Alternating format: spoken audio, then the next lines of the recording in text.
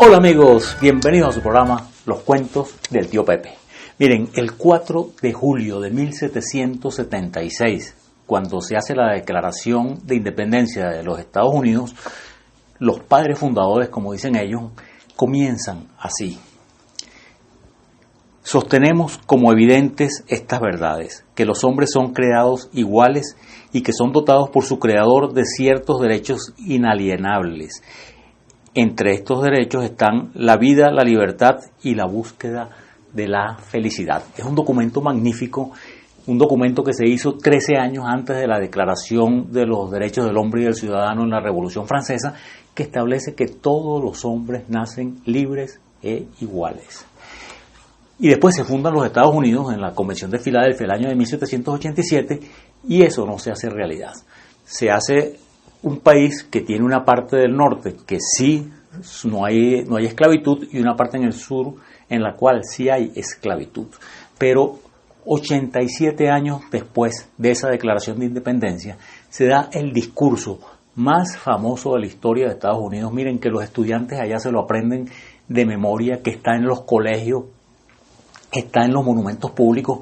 En particular, si ustedes ven este monumento que se llama Lincoln Memorial allá en Washington, en lo que ellos llaman el Mall, que está ese espacio magnífico que tiene en el centro del obelisco, de un lado el Capitolio y del otro lado el Lincoln Memorial, está esta estatua de Lincoln que a mí me fascina, de verdad, qué estatua tan magnífica.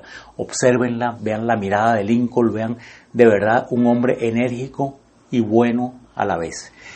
Y él, 87 años después de la Declaración de Independencia de los Estados Unidos, da un discurso en Gettysburg, en Pensilvania, después de una batalla muy importante. Una batalla que se llamó la Batalla de Gettysburg, que fue por el año de julio de 1863, y en noviembre se funda un cementerio. Y él da un discurso que, les repito, quizás es el discurso más famoso de la historia de los Estados Unidos. Y fíjense en cómo empieza. Él empieza, él no dice 87, él dice 4 veintenas y 7 años. O sea, hace 4 veintenas y 7 años, o sea, 87 años, nuestros padres hicieron nacer en este continente una nueva nación, concebida en libertad y consagrada al principio de que todos los hombres son creados iguales. Ahora estamos sumidos en una gran guerra civil que pone a prueba si esta nación o cualquier nación así concebida y así consagrada puede perdurar en el tiempo. Estamos reunidos en un gran campo de batalla de esta guerra. Es trabajo de los vivos terminar lo que ellos comenzaron, la gente que murió ahí. Bueno, ese discurso es famosísimo. Y les hago una reflexión. Eso de que él comienza y no dice 87, sino dice 4 veintenas y 7 años, a mí me llamó mucho la atención. Y lo investigué, pensé originalmente que tenía que ver con el francés, que ellos para decir 80 dicen 80, dicen 420 o 4 veces 20. Y no es así.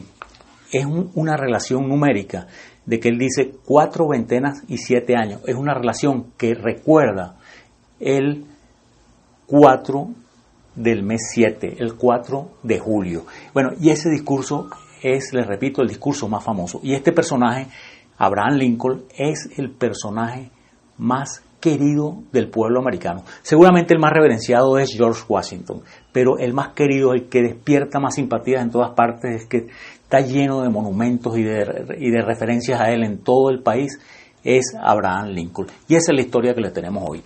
Lincoln el desconocido, en una primera parte que vamos a hablar hoy de su juventud y cómo fueron sus inicios y cómo fue su educación. Vamos a usar de referencia para nuestro programa este libro de Dale Carnegie. Dale Carnegie, yo me relacioné con sus libros o con sus escritos de adolescente, porque él tiene un libro famosísimo, es el primer libro de autoayuda que yo vi, que se llama Cómo ganar amigos e influir sobre las personas. Yo lo leí de adolescente y me llamó mucho la atención, porque en definitiva es un manual de sentido común. O sea, si tú quieres que la gente te guste, que tú gustarle a la gente, tú tienes que prestarle atención a la gente, oírle sus cosas, preocuparte por ellos. Es básicamente lo que recuerdo de ese libro. Y Dale Carnegie, por los años 30, él se fue a los sitios donde había vivido Lincoln y escribió esta biografía, Lincoln el desconocido, que es el nombre que vamos a usar para nuestro programa. Carnegie comienza su libro, es decir, por el año de 1781, con Lafayette, ese general francés que peleó en la independencia de los Estados Unidos. que en una ocasión estaba con George Washington en una ceremonia religiosa y bueno, ustedes saben cómo son los franceses, que les gusta repartir besitos a las damas, y al salir de la ceremonia religiosa Lafayette se puso a repartir besitos y en una de las damas que él besó, que se llamaba Lucy Hank, que sería la abuela de Lincoln. Era una muchacha humilde, pero el besito de Lafayette hizo que un plantador, que un hombre adinerado, un hombre de posición, se fijara en ella, y era una muchacha muy bonita.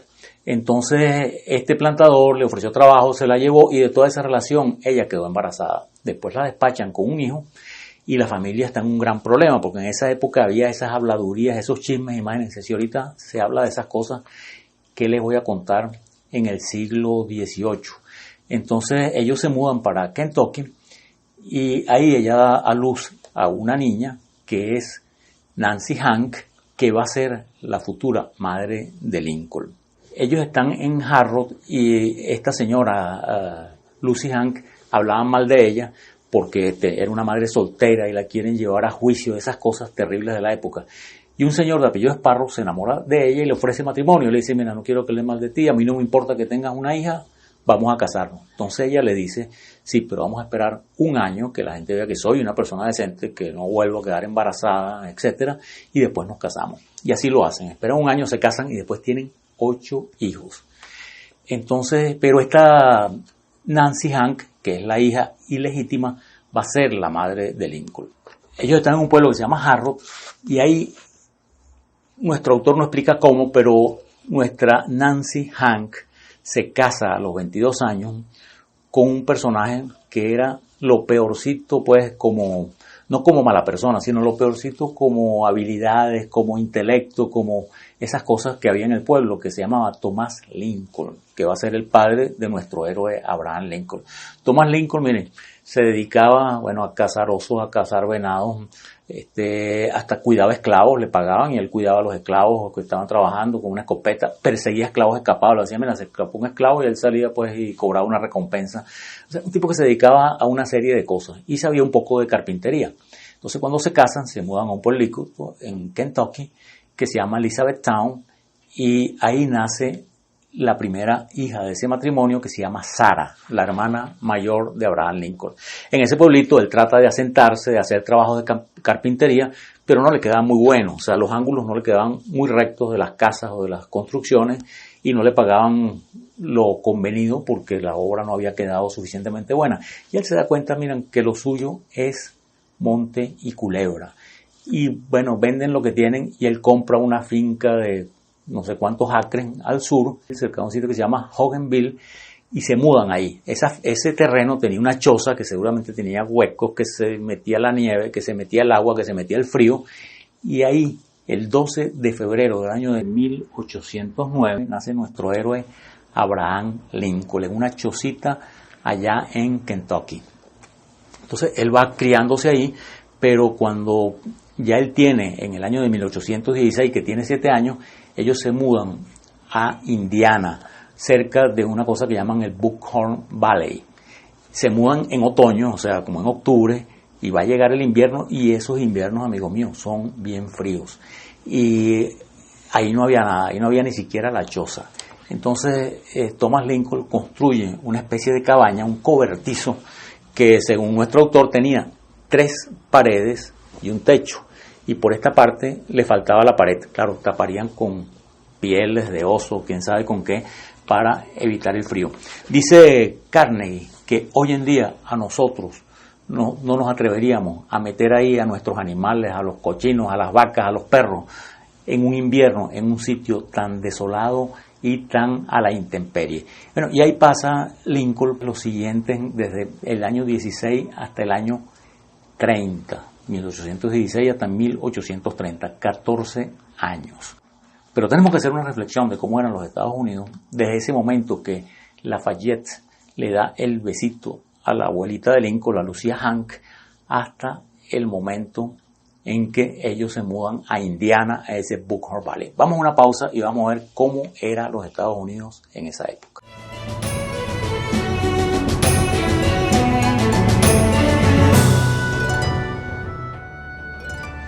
Amigos, seguimos hablando de Lincoln el desconocido, ese personaje que hizo ese gran intento de hacer realidad eso de que todos los hombres nacemos libres e iguales, y le costó una guerra. Murieron más de 600.000 personas en la guerra civil, en un país que tenía escasamente 30 o 31 millones de habitantes.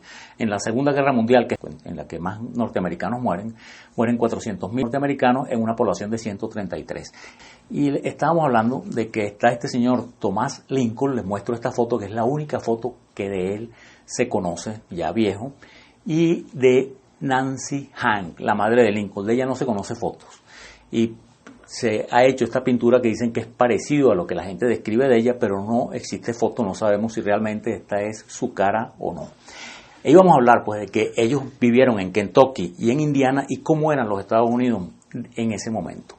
Miren, si ven este mapa que les muestro del año 1789, o sea, 2 años después de la creación de los Estados Unidos, de que las 13 colonias se convierten en una federación, fíjense que tiene colocado en rojo o en fucsia los estados esclavistas y en azul o azul más clarito los estados y los territorios libres, donde no existe la esclavitud. Y fíjense que el límite es lo que se llamaba la Luisiana, que era un territorio en ese momento español. O sea, la Luisiana había sido tradicionalmente francesa, pero después de la Guerra de los 7 años pasa a ser española. Y después vuelve a ser francesa cuando Napoleón invade a España. Y en el año de 1803, Napoleón le vende esos territorios a los Estados Unidos. Yo creo que es uno de los mejores negocios que han hecho en los Estados Unidos. Y se hace de esos territorios. Y esos territorios eran monte y culebra, eso estaba casi despoblado. Cuando la familia Lincoln se va a vivir en Kentucky, eso eran pueblos pequeñitos, pueblos miserables. Y cuando se van a Indiana, dice Carnegie que eso ni caminos ni nada. Ellos, el vecino más cercano, les quedaba 1 milla, que era un cazador de osos. Y para ir por ahí no era que había un camino, una carretera, era bueno, abriendo trochas por los matorrales y por los bosques. Entonces ahí es donde se mudan este señor Thomas Lincoln. Pero si seguimos viendo el mapa, hay una cosa muy importante para el futuro de nuestra historia. Ven este mapa de 1821, que ya tienen ese territorio, todavía no han adquirido ni Texas ni todo lo que después le quitaron a México en la guerra contra México en los años 1846 hasta 1848. Pero si ven este otro mapa de 1821, tiene el dato importante, que vean esta línea que se llama el Compromiso de Missouri. Missouri pide ser aceptado en la Unión, en los Estados Unidos, como estado esclavista. Y había una proporción de igual número de 11 esclavos esclavistas y 11 estados libres. Entonces, en el Congreso hay una discusión y se decide crear Maine, allá al norte, como estado libre, y se le da a Missouri la aceptación como estado esclavista. Pero se hace un compromiso que por encima de esa raya, de ese compromiso de Missouri, no van a haber estados esclavistas. Los estados que se funden de ahí para adelante van a ser estados libres. Y entonces está esta familia Lincoln viviendo, les repito, en la frontera, en un sitio completamente despoblado. Y el año de 1818 hay una peste, una enfermedad, una epidemia que se llama la epidemia de la leche, pues, o sea, que se enferman las vacas y esas cosas, y la leche producía alguna enfermedad gastrointestinal, y se nos enferma nuestra Nancy Hank, la mamá de Abraham Lincoln, y fallece. Fallece en 1 o 2 semanas, la señora se extingue con vómitos y cosas, y Abraham era muy unido a su hermana Sara, su hermana mayor, y se quedan los dos solos con su papá. Pero le repito, el papá era un tipo medio tarambana, pues un hombre que lo que era leñador, cazador, no tenía mayores intereses intelectuales, seguramente era iletrado y no sabía escribir. Y bueno, se quedan estos dos muchachitos solos con ese señor. Si la cabaña era un desastre de 3 paredes y no sé qué, ya él le había colocado la cuarta y una puerta. Miren cómo dicen que lucía más o menos ya para esta fecha, o sea, una cabañita mínima que no tenía ni habitaciones ni nada, un solo ambiente. Ahí estaba la cocina, ahí dormían, ahí hacían todo lo que tenían que hacer. Entonces, al año, 2 años, este señor Thomas Lincoln decide volver a Elizabethtown, que él, antes de pedir en matrimonio a Nancy Hank, le había pedido matrimonio a otra señora que se llamaba Sarah Bush, y la señora lo había rechazado. Dijo, yo con este loco para ninguna parte. Pero en ese momento la señora estaba viuda y con 3 hijos, y acepta. En ese momento, cuando él se va a pedirle la mano a la señora y a casarse, se había mudado ya un primo de la madre de Lincoln que se llamaba Dennis Hank cerca. Entonces este señor Tom Lincoln deja a los muchachos con el primo de su madre, con casi su tío segundo, su primo segundo, y se va y se casa con esta señora Sarah Bush. Entonces regresa con la Sarah Bush y los 3 hijos y les vuelvo a mostrar la cabañita, ¿no? Como la ha reconstruido, porque eso hoy en día es un parque nacional. Y en esa cabañita mínima, imagínense que vivía el señor Thomas Lincoln con la señora Sarah Bush, con los 2 hijos del matrimonio primero de Thomas y los 3 hijos de la otra. O sea, 7 personas que vivían ahí metidos. Y esta señora Sarah Bush sí tenía más cultura, más nivel, y lleva 5 libros, que Lincoln se los devora. Esos 5 libros, le digo por encima, que eran la Biblia, que le gustaba mucho a Lincoln, y en sus discursos y en su forma de hablar hay montones de frases tomadas de la Biblia. Estaba Robinson Crusoe, las fábulas de Esopo, que fue el otro que le encantó, o sea, que él también utilizaba mucho en sus discursos. Estaba Sinbad el marino y uno que se llama algo así como Las aventuras del peregrino. Entonces Lincoln pues se devora y lee para adelante y para atrás esos libros. Pero les cuento que Abraham Lincoln, cuando llegó a su edad adulta, medía, como dicen ellos allá en sus medidas inglesas, medía 6 pies 4 pulgadas, que en nuestras medidas es 1,94 m. O sea, era un hombre enorme. Y no solamente enorme, él con su padre, con Thomas Lincoln, lo hacía hacer trabajos rudos, carpintero, de leñador, incluso el papá agarraba y, por decirlo de alguna forma, alquilaba a su hijo a los vecinos para que el muchacho fuera o a arar escardilla, pues a sembrar o a cortar leña o a hacer cualquier tipo de trabajo de carpintería. Se puede imaginar un hombre de 1,94 acostumbrado al trabajo físico. Era fortísimo, era un hombre súper fuerte. Incluso hay registros de que él participó en numerosos combates de lucha. En algunos sitios de internet dicen que 300 y que los ganó todos menos uno. O sea, no había quien derrotara. Man, es un gigante de 1,94 y además súper fuerte. Bueno, nadie podía con él.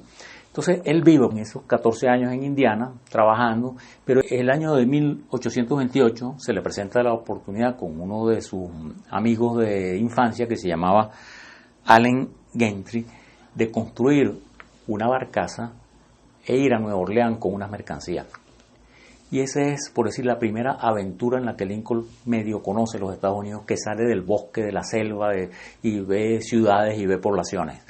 Hacen la barcaza, se lanzan al sur, en el camino paran en casa de una señora Duchesne, algo así, anclan la barca, y cuando están durmiendo llega una banda de afrodescendientes, como decimos ahora, y los atacan.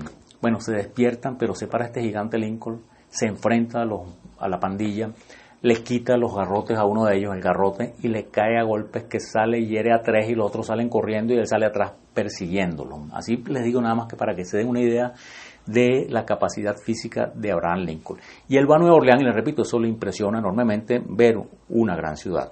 Pero el año de 1830, su padre Thomas Lincoln decide mudarse a Illinois, a un sitio que se llama Decatur. Entonces se mudan a Decatur y él ahí se empieza a relacionar con otra gente, en particular con un señor que se llamaba Denton Offutt, que le ofrece otro viaje a Nueva Orleans de negocio. Entonces él vuelve a ir a Nueva Orleans y ese viaje lo marcó todavía más que el primero, porque ahí tiene oportunidad de ir a un mercado de esclavos y ve cómo ofrecen a los esclavos, en particular ve cómo ofrecen a una esclava, a una mulata que según dicen era muy atractiva y la trataban como un animal, pues que la hacían caminar para allá, moverse, pellizcarla, ese tipo de cosas. Y Lincoln se siente absolutamente indignado y le dice a las personas que estaban con él, si algún día puedo golpear esto, o sea, refiriéndose a la esclavitud, lo voy a golpear y bien fuerte. Pero vamos a hacer una última pausa y vamos a ver cómo Lincoln se desarrolla ya no como un leñador, como un hombre de campo, sino empieza a convertir en el gran estadista que fue después cuando se muda a un pueblito que se llamaba New Salem o New Salem, que hoy en día es un parque nacional. Ese pueblo quedó abandonado y lo han reconstruido, lo han vuelto a poner como cuando Lincoln vivió ahí, las mismas casitas, los mismos negocios. Y bueno, es como les he dicho muchas veces, uno de los sitios al que nos encantaría ir en algún momento. Vamos a una pausa y vamos a ver cómo llega Lincoln a New Salem.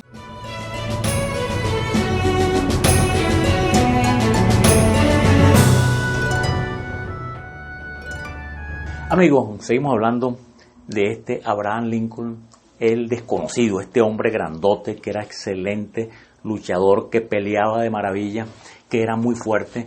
Y estamos hablando, él todavía era un campesinote. Él cuando comenzó a asistir a la escuela cuando tenía 15 años y se cuenta que él trata de copiar la caligrafía de aquella de George Washington y de Thomas Jefferson. Ahí les muestro las 3 caligrafías, la de Washington, Jefferson y la de Lincoln. Y la gente, los vecinos, venían a que él le escribiera las cartas, ya que escribía muy bonito. Y estábamos hablando de que ellos están en Illinois, el padre está en Decatur, y él conoce a este Offutt Denton, que es el que le ofrece el segundo viaje a Nueva Orleans, y acaba de fundar un pueblito que duró escasamente 10 o 12 años y después lo abandonaron, que se llamaba Nueva Salem, pues para decirlo en castellano. Y en Nueva Salem, Denton Offutt le ofrece trabajo para construir un almacén y una cosa. Ese era un pueblito que tendría 15, 20 casas y menos de 200 habitantes. Pero prestaban servicios a las comunidades cercanas, tenían molinos, tenían almacenes, abastos, tabernas, ese tipo de cosas. Y Lincoln comienza a trabajar con Denton Offutt y hace montones de oficios, manejaba el molino, manejaba la tienda, por decir el abasto o el mercadito, hacía de cartero. Él las cartas las buscaba 2 veces a la semana, se las metía en el sombrero y andaba repartiendo cartas por ahí. Por la zona había una pandilla de muchachos que se llamaban los Clary Grove Boys, que van y quieren conocer cuando se enteran que está ese muchacho nuevo grandote y lo retan a diferentes competencias, entre ellas una de lucha. Y él gana todas.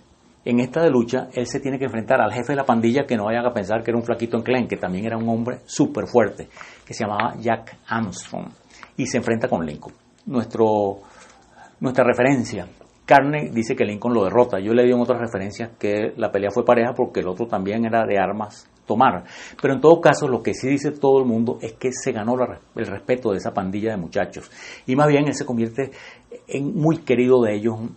Les contaba cuentos. Lincoln, una de las características más importantes de él, era un hombre divertido, contador de cuentos, súper chistoso. Cuentan que él a veces llegaba a un bar y le daban los tragos gratis con tal de que se quedara ahí contando cuentos, porque los parroquianos, los clientes se quedaban entretenidos pues y bebían más escuchando a Lincoln de lo divertido que él era. Y él después incluso vive, porque él no tenía casa. En este momento él se había ido de la casa paterna y él cuando estaba en Nueva Salem, él vive, bueno, que dormía en el almacén del señor Offutt, dormía en casa de alguno de estos muchachos de los Clary Boy Group o cualquier vecino. Y lo más importante de esta historia, hay 2 cosas sumamente importantes de la estadía de Lincoln en New Salem. Ahí hay cierto movimiento cultural, se reúnen una vez a la semana y hablan de poesía, de literatura, de ciertas cosas, y él se había leído y se conocía Shakespeare para adelante y para atrás. Y él participa de eso y se da cuenta del gran poder que él tiene influyendo a las personas, el gran poder que él tiene hablando y convenciendo a la gente. Y es que ahí le empiezan a decir la chispita de meterse en la política. Cuando él se queda sin trabajo, que el pueblo empieza a extinguirse y Offutt pues ya no le puede ofrecer trabajo, él compra con un amigo que se llamaba Berry y fundan una tienda que se llamaba Berry y Lincoln. Ahí les mostramos algún aviso y alguna imagen, que fracasan completamente, quiebran y se quedan con una deuda de $1,100 que asume Lincoln, ya que el tal Berry más bien era un hombre que estaba embrutecido por el alcohol, pero que influyó en Lincoln porque le dio mucha literatura y muchas obras de Shakespeare, etcétera, para leer. Entonces, lo más importante de esa estadía, pues, es esto, que Lincoln empieza a darse cuenta de su potencial y que ahí vivía una muchacha que es el gran amor de la vida de Lincoln, una muchacha que se llamaba Anna Rutledge, que era hija del dueño de la taberna. Y ella estaba comprometida con un hombre, pero el hombre la abandona. Después resulta que el hombre tenía un nombre falso, entonces se corren los chismes de que el tipo a lo mejor era casado, no sé cuánto. Y Lincoln entonces empieza a cortejar a la muchacha y se enamoran. Y es el gran amor de la vida de Lincoln. Él incluso después de viejo alguien le pregunta por ella y él dice, sí, todavía pienso en ella.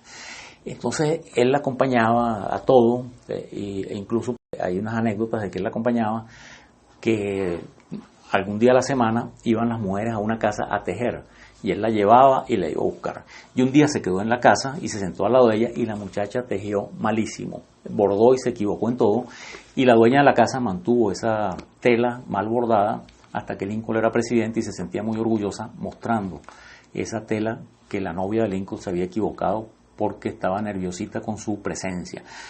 Pero cuando él estaba con este Berry, en ese Berry and Lincoln, en ese negocio, una persona les deja un barril por 50 centavos que Lincoln se lo compra por ayudarlo, y cuando lo abren estaba lleno de libros de derecho. Entonces Lincoln dice, oye, me voy a hacer abogado, empieza a leerlos y se interesa, dice, me voy a hacer abogado. Y él dice, además, así me caso con mi Anna Rutledge y somos felices y yo le doy una posición, porque él en ese momento pues era un campesino que no tenía, como diríamos hoy en día, ni dónde caerse muerto. Y él empieza a estudiar derecho.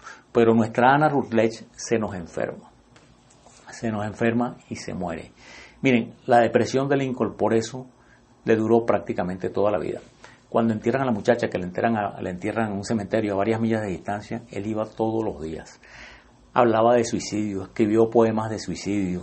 Le quitaron, porque él, claro, como hombre de campo andaba siempre con un cuchillo y una cosa, le quitaron el cuchillo pensando que el tipo se podía cortar las venas o hacerse daño, y entra en una grandísima depresión.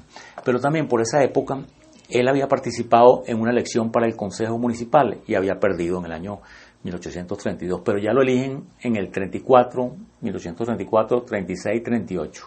Él lo eligen y empieza a participar de esas asambleas legislativas, que es donde comienza realmente su carrera política. Él se termina los estudios de abogado, presenta sus exámenes, obtiene el título y se muda a la capital del estado de Illinois, que se llamaba Springfield, que era el sitio donde él como abogado podía resurgir. Pero amigos, vamos a dejar esta historia hasta aquí. Lincoln se nos muda a Springfield, ahí es donde él va a conocer a su futura esposa, Mary Todd Lincoln. Ahí es donde él va a hacer 25 años de vida pública. Fíjense que si ustedes ven una placa del estado de Illinois, dice The Land of Lincoln. Ellos se sienten muy orgullosos de que Lincoln Lincoln se desarrolló ahí, se hizo abogado, se hizo importante, llegó al Congreso y llegó a la presidencia. Pero eso se lo vamos a contar en un segundo programa de Lincoln el Desconocido. Y ahora vamos a nuestra acostumbrada sesión, educando a nuestros padres.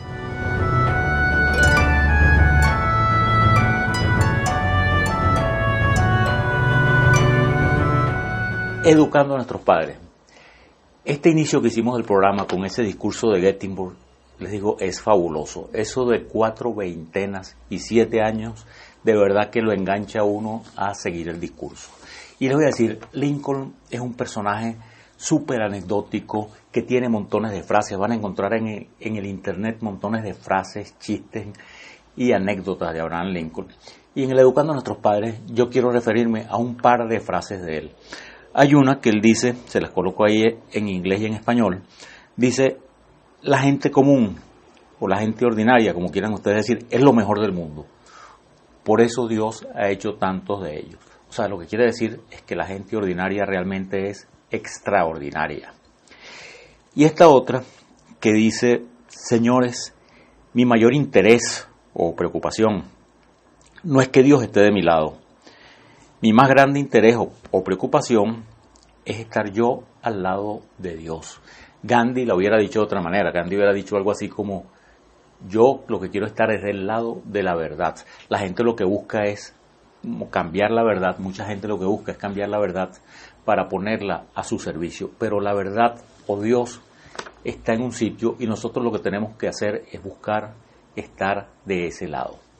Ese era el mensaje que les queríamos dar hoy en este Educando a nuestros padres, y los esperamos en el siguiente programa de la vida de Lincoln, en el que vamos a hablar de cómo llega él a la presidencia de los Estados Unidos. Muchísimas gracias, muy buenas noches, y los esperamos en un próximo programa, Los Cuentos del Tío Pepe.